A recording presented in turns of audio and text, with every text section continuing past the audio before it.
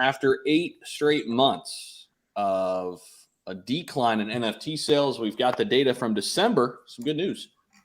And, yeah, let's pull up that up. There you go. Yeah. NFT sales rise 13% in December. We're just getting this data, of course, today here, early January for December, and breaking an 8-month streak of declines. So some of the reasons for that, Austin, probably one, tax loss harvesting. But number two, I mean, overall crypto market has bounced back a little bit since the FTX crash in November, right? Yeah, okay. NFTs. Kind of, you love them to hate them to love them. I don't know. They are. I would say that NFTs are kind of polarizing, and I am not dissing NFTs. That's not my point here. I own NFTs, but I think the landscape is changing a little bit. And I know you've got your blue chips like Yuga Labs and those kind of things. I think people here's an interesting narrative. I remember at least 3 mainstream media news stories, like, and I don't know if it was Johnny Depp, but I'm just going to use that as an example. Probably wasn't him, but big people, and I can't remember who they were. Like, the article was how they bought a Bored Ape for like $1 million, and it's worth like 40,000 now. Right. And I think that really was. What do you think? Was that detrimental to NFTs? I mean, I guess that's really the question. I hear that, but you could say the same thing for crypto, right? That's true. Think about it, right? Like, yeah, man, I bought Cardano at $3. Now it's worth 24 cents. What the hell did I do? Right? I mean, it's the same thing. They just bought it at the wrong time. Wow, you just slapped me there, didn't you? You're like, okay. But I hear you. I mean, NFTs, here's what I think with NFTs.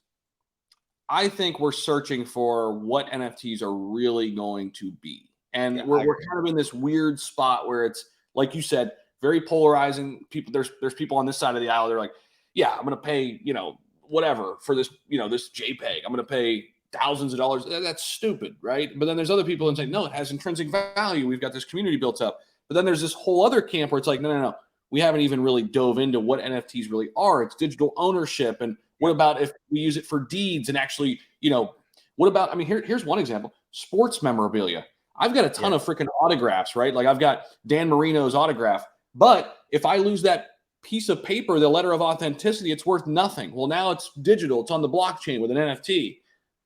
I don't have to worry about losing it. So, like, it's showing ownership that you own. I own something that's physical and or digital, right? So that's the future. We haven't really decided or figured out what it's going to look like in real life, but the technology is powerful.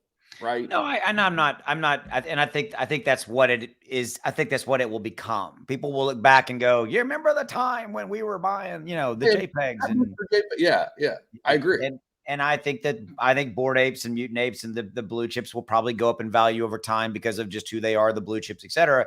But I think we're past a little bit the cute little pictures, and I'm paying 5,000 for that thing or whatever it is, because I think you're right. And on the final thought is that it is moving into that scenario, deeds, titles, property ownership, like you said, sports memorabilia. I think all that's changing.